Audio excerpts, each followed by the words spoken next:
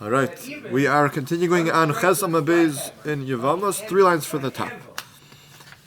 Omar le Rami Bar Chama le Rava. Rami Bar Chama tells Rava. Ema, he wants to suggest ervah gufe shaloi b'makom mitzvah tishteri. Why don't we say that even all the Arayos that are listed in the Torah, the Arayos themselves, if you're not in a situation of a Yibum, should be completely mutter. Now, where's he coming from to say such a thing? Because we said that this last shot that we just suggested from yesterday was that the pasuk of Aleha, the Gzeir Shava, Aleha, and Daf Gimel Amid Beis, what was it really coming for? What was it teaching me? It was teaching me that there's a difference between the Makom Mitzvah and not Makom Mitzvah when it comes to Tzara. That even though before the pasuk of Aleha, I would have thought to say that both the ervah and the tzara would be asur completely, but we have the Aleha comes to teach me that the tzara is going to be mutter when it's shaloi b'makom mitzvah. That's the starting point. We think so. So once I'm saying that Aleha teaches me that it's specific to a situation of Aleha, specific to Yibum, that there's going to be this. So if not for that, I would have said if not for that, I'm going to say it's mutter. So why not, for the same price, apply the Aleha to the ervah herself and say that only b'makom mitzvah there's going to be an iser, but shalom makom mitzvah it's mutter. That's the very very chiddush dika havamina. That's what he's saying. Arayos should be mutter when there's no situation of mitzvah. Says the Gemara, Amarli. So Rava responds to Rami Bar Chama, Tzara techiach. I'm sorry, did I skip? I skipped. V'lav kal v'chomer. So he responds, it's a kal v'chomer, but makom mitzvah, serious makom mitzvah, it makes no sense. If you're going to come and say that the ervah is going to be also, even when a situation where the Torah typically would say there's a mitzvah, but still there's an iser because of the ervah of whatever ervah we're dealing with. So for the same kol shekain, when there's no mitzvah involved, for sure we should say that there's going to be an iser. To which he says, I'm related tzar tuchech. No, look at tzar. B'makom mitzvah sira. We learned that from Allah that it's only b'makom mitzvah that the Torah asers v'shaloi b'makom mitzvah. But when there's no mitzvah, sharia, it teaches me that it's mutter. So where do you make the split between the tzar and the ervah herself? Amar le Alecha Amar Kara. So he says to him, for you the pasuk says b'chiya. There's an extra word in the pasuk by Achos Isha. If you look at the side, v'isha l'chosah l'sikach so don't take a woman with her sister as a wife, as a co-wife, legalos ervasa Aleha b'chiya, to reveal her ervah upon her in her lifetime, meaning his wife's lifetime. So b'chiya, kol b'chiya. So you learn out from that pasuk that as long as it's a ribui, as long as his wife is alive, it doesn't matter if it's makom mitzvah or not makom mitzvah, it's always going to be asur. To which the Gemara responds, you can't use that pasuk. Hi b'chayeha mivayile lemuuti lachar misa. No, you need the b'chayeh for more pasuk, for a more simple reason. B'chayeh teaches me that it's the only example really, that only when his wife is alive, he's asur to his wife's sister. But as soon as his wife dies, if his wife would die, then his wife's sister would be mutter. So b'chayeh is used for the simple meaning. To which the Gemara responds, no, that rule that it's only when she's alive is from the beginning of the pasuk. Isha elachusa has a connotation that both his wife and her sister are alive at the same time. Isha elachus, together, in the world together. But in the event that his wife would die, there's no iser. So you don't need b'chaya, therefore it's extra to teach me kol b'chaya that even in ervah, when there is no mitzvah of Yibum, is going to be asur. To which the Gemara says, you can't use just v'ishal chosa, because that pasuk, it does have a connotation that they're together in the world, but it has a greater connotation. It has the connotation that he's still married to his wife. But in the event that he would divorce his wife, it would even imply that then her sister would be mutter. So b'chaya, tamar b'chaya, kol b'chaya, ta'avagav nizkar shalos. So you need b'chaya to teach me that, no, it's true that Vishal Chosa says there has to be some level of both this woman and her sister being together, but not being together that one of them is married to him. Even if he divorced her, still they're considered together in the world. It's only when his wife dies, then there's going to be a heter. That's B'chaya is teaching me. Okay, so now we still don't have B'chaya being extra to teach me that Shalom Makom Mitzvah ervah is going to be asur. So I should still have to swallow with this havamina that when an ervah is not makom mitzvah, every ervah should be mutter. Ella Omar Rav Huna bar Tachlifa mashmei Rava. So here's the final answer. Rava eventually said a different pshat. Tri karoi ksivi. There's two psukim, two parts of the pasuk. Ksiv Isha Achos Isha. The beginning of the pasuk says one should not take a woman with her sister as a co-wife. Uchasiv, the pasuk continues, legalus ervah. So if you notice, legalus to reveal ervah, her ervah. The hey at the end, her ervah has a implication that it's excluding. Only one. Dechodo mashma. Only one woman, not the other. Haketzar. So how do you have an example that only one of these women is going to be aser, but the other one is mutter? And here we want to say, b'makom mitzvah shtei masuros, shalom b'makom mitzvah hi asura, v'tzaros v'taras. Meaning the beginning of the pasuk is mashma v'ishal achos, both are aser, right? There's a situation where they're both going to be aser. Then you have the end of the pasuk that there's only one situation where it's aser, ervah. So how do you explain that? To which we say like this: that it has to be that the situation where it's b'makom mitzvah, where they're falling to Yibum. So then they're both going to be aser, both the woman, the ervah, and her tzara. Shalom b'makom mitzvah, when there's no mitzvah, hi asura, the ervah is going to be aser, tzaras muteras. And that's only the tzara's muter.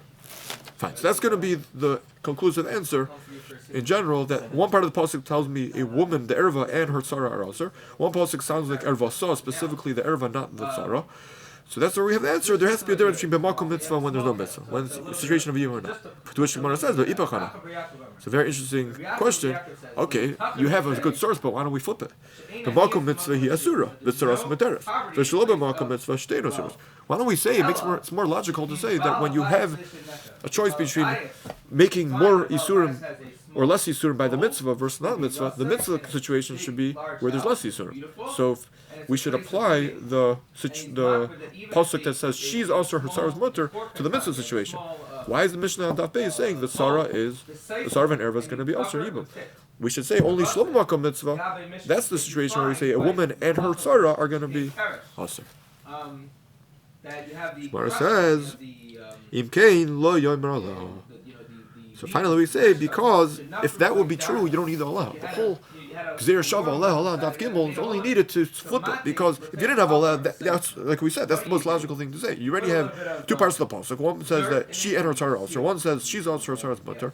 Okay, so you would naturally assume that the one which has more yisurim is the one that doesn't have the situation of Yibum. Comes Aleha and says, let's flip it. And it's coming to be Mechadish, this Bechadish, that when it's a mitzvah, they're both aser. That's the Mishnah Daf Beis. She's not doing Yibum, she patters her tzara. Nobody does Yibum. When it's not a mitzvah, so that she's aser, but a co-wife of one's ervah is completely mutter. So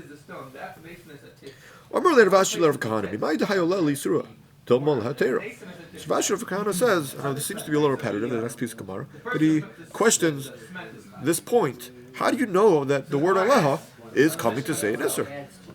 Like we just explained, maybe Aleha is coming to say heter. I mean, maybe the natural understanding before Aleha is the flip side, like we suggested before, and that is that if you have, if you have a situation of a mitzvah, so then you would have both the ervah and her tzara would be aser. If you don't have a makom mitzvah, the ervah would be aser, but the tzara would be mutter.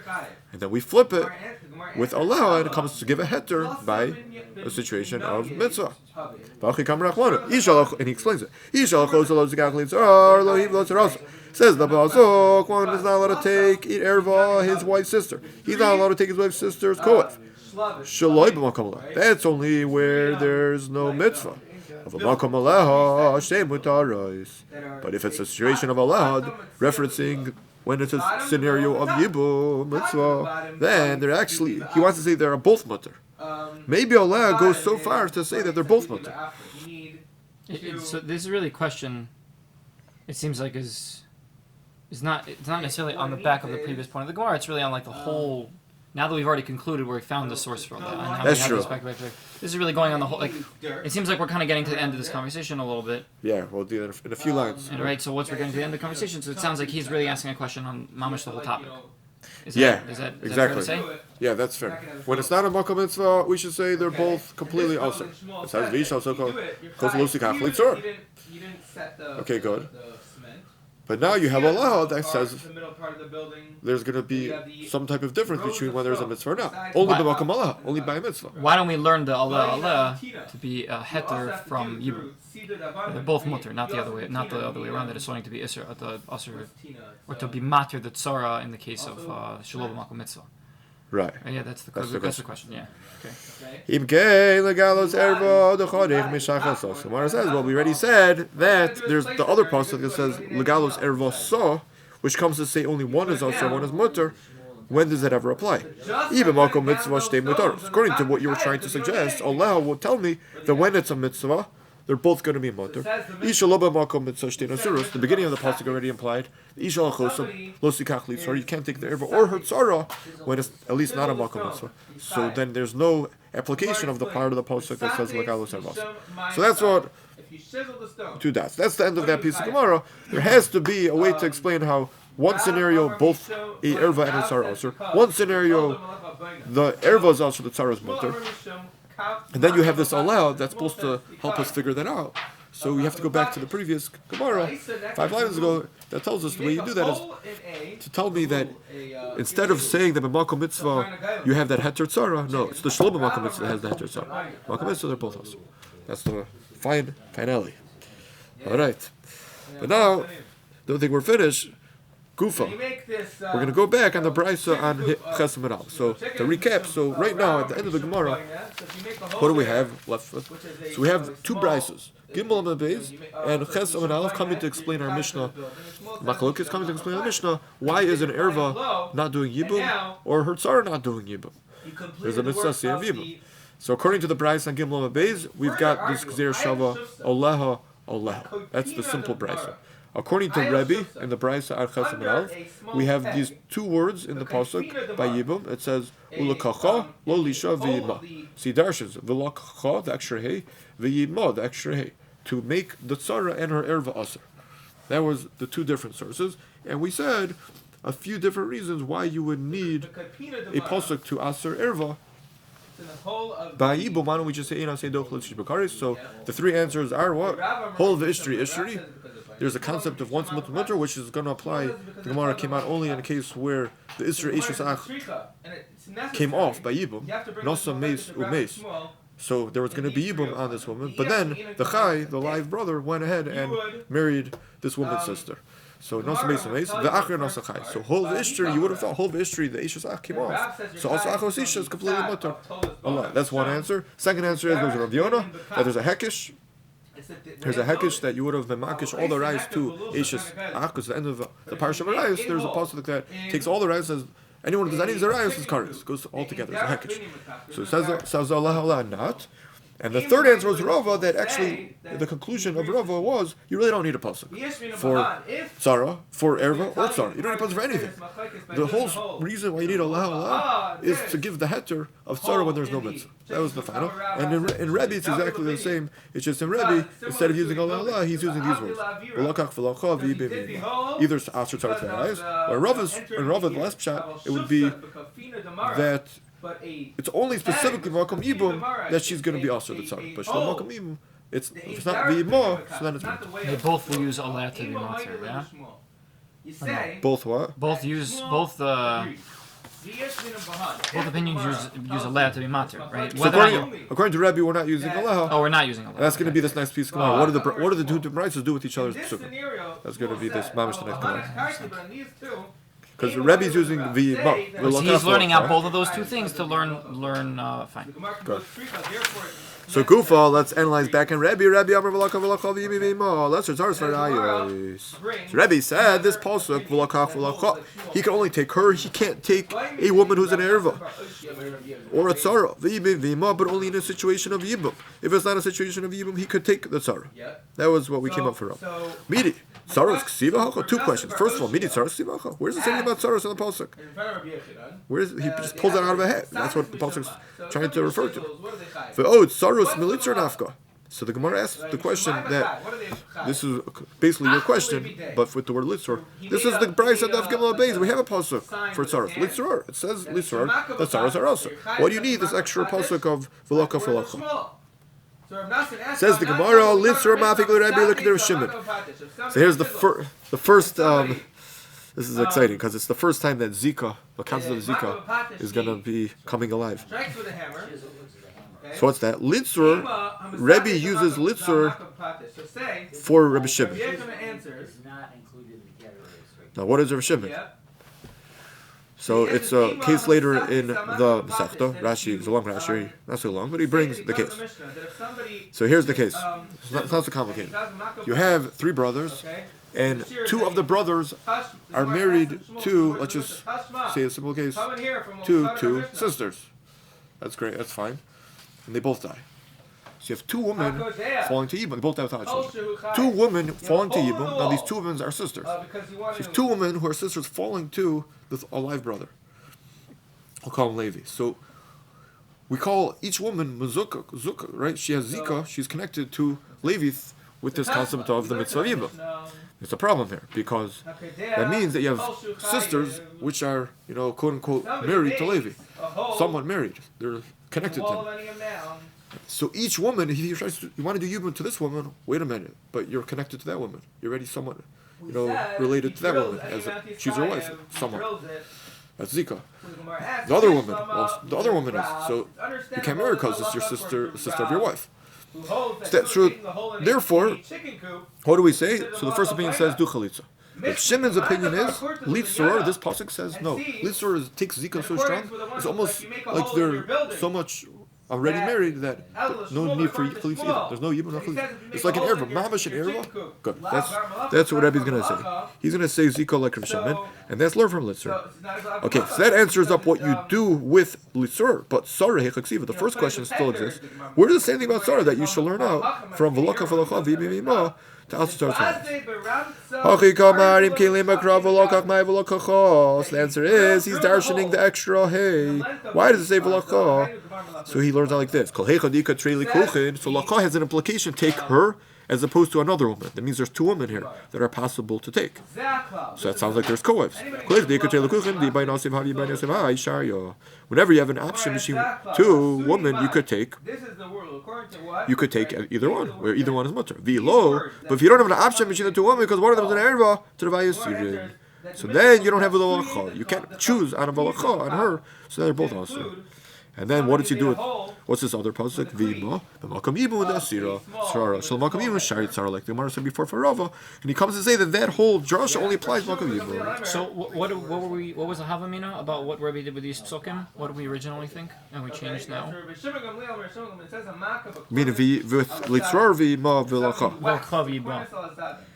So basically, we're explaining the drasha. We never really went through to explain it. Okay, we just said this is what he says. So the Gemara here is trying to work out. Where does it say anything about it? So here's how we explain it. So the Oraysa itself did not really get into how he learns out what he learns from each piece. We just know that Rebbe holds that this is usher both we knew the din, that it held that both the ervah and the tzara are usher from this pasuk. Yeah. And we also technically learned then that the B'Shalom Makom Mitzvah it's mutter. Right. We learned all 3 of those things, and comes along, and now we're explaining how we learned really each one of them. Right. Okay. That's right. And according to Rava before, the first point we didn't really need in the pasuk. So, but just to ask a question, in this explanation of Rebbe, it sounds like we were not learning out ervah. In the Oraysa, it sounded we're learning out both ervah. Right, so that goes back to yesterday. Rava, that's going with Rava's explanation before that, even though Rebbe sounded like we're learning out ervah is also, but Rava explained that that's not really true. We don't need a pasuk for that, and the whole purpose of these drashos is to lead you to the end of the pasuk, which is when it's not a makam yibum, it's mutter. So it's the same thing on this Gemara. When we say v'laka v'laka, you're supposed to read it as when you have a situation of you have the ability to marry any one of these 2 women, there's no ervah, so go ahead, you could do it. When you don't have it, don't go ahead, but that we know anyways, but you're supposed to say, okay, but that's only Malcolm Yibum, and when it's not Malcolm, you could go ahead and take this out. That's where the chiddush is. Didn't Rava say we also didn't have pasuk for Torah? That she's also? Yeah. So that was an earlier step, but then eventually, if you look back on the bottom, 3 lines from the bottom. You don't need a pasuk for Torah. Ki isra kara, meaning you don't need a pasuk to come and say that the tsar is going to be also. Ki isra kara lemishri tsar shalom at the top. So you're right. There was a point in the Gemara until that last line that we went with that assumption. This when Rava first introduced his idea, his answer to the whole kasha, he was saying that ervah doesn't need a pasuk, tsar does. But then we had a kasha that tsar shouldn't either need a pasuk, because for the same implication that ervah is going to be also naturally also tsara, because it says in the pasuk litzur. And then at the bottom Rava eventually concludes that you really don't need a pasuk for tsara either. It's the whole situation. All these pasukim is just to teach me that there's a heter when there's no mitzvah. Okay, but in Rabbi he's saying there is a. You do. He's not saying that. He's saying that you do need a pasuk for tsar because he's using this pasuk to be asur tsar. No. Where do you see that? He says v'ilo tervayu sirin. Right. So that's what it sounds like. But these based on the Gemara before, what he means to say is that we knew already. What that's coming to Liu is into the next line, which is take that whole understanding that is ilo the tervayu siri and apply it only b'vima, only b'makom Yibum. So it's both of the things together. Yeah, that's how we explain it. Oh, okay, fine. Okay, so you're saying so we have to understand the case. The case is tervayu, that we're dealing with both isur, and then to restrict that v'yibma. Exactly, that's the way to say. Okay, so you're saying that in the end of the day, even though the lokha doesn't teach me anything by itself, I guess it kind of sets up the whatever. Based on how you're explaining, it sounds like it sets up the case a little bit. Exactly, that's the perfect way to say it. Okay. Says the Gemara, so this we figured out Rebbe. Now V'Rabbanan. Now we want to work out the Rabbanan. What do they do with the pasuk of Rebbe? V'Rabbanan, hay v'lakha ma'avdile. What do the Rabbanan do with the word v'lakha? The Rebbe. So they don't need v'lakha to teach me anything because Allah already told them. Okay, fine. That Shalom Makam Mitzvah is mutter. So mivayilu look at the Rizra Chanino. Adam Rebbe Yisra Chanino. L'kacha malamed. L'kacha teaches shemigar shab beget umachzira v'yimachzira. It teaches me that if a man, a regular kiss of Yibum, he does Yibum, and he divorces that woman who he did Yibum to, is that man allowed to take her back? Or do we say, this man did Yibum, she really was an ervah, ve'ishazach, but the Torah said it was mutter do Yibum. He now divorces her, she's now an ervah, ve'ishazach. He can't take her back. So we would have said that, but Ul-Kachos says that no, take her. What does take her mean? She becomes like a regular wife. He's taking her as a regular wife. She no longer has any isser of ishazach, and therefore he divorced her, he could take her back. Assuming again she doesn't marry anyone else in between, because that's a separatist. V'ima, then the pasuk continues. V'ima, what do they do with that pasuk? Because again they don't need it because they have Aleha al karcha. So V'ima teaches me that he could even force her to Yibum. Not that he's supposed to, but if he forced her, the Yibum works, as opposed to regular kedushin and the suin requires the woman's interest. Here, even without interest. How does Rebbe know Rabbi Yosef Chanina is a halacha that a woman who has Yibum done to her and the man divorces her, subsequently he could take her back? It's not considered ishzach. He learns that from Lisha. Lisha sounds like it's a full wife, full-fledged. Al karcha mi Yevama yavayla nafkan. The fact that he could take her against her will, without her interest, will be from the other pasuk Yevama yavayla. Fine, let's stop over here because it starts a whole other sugya.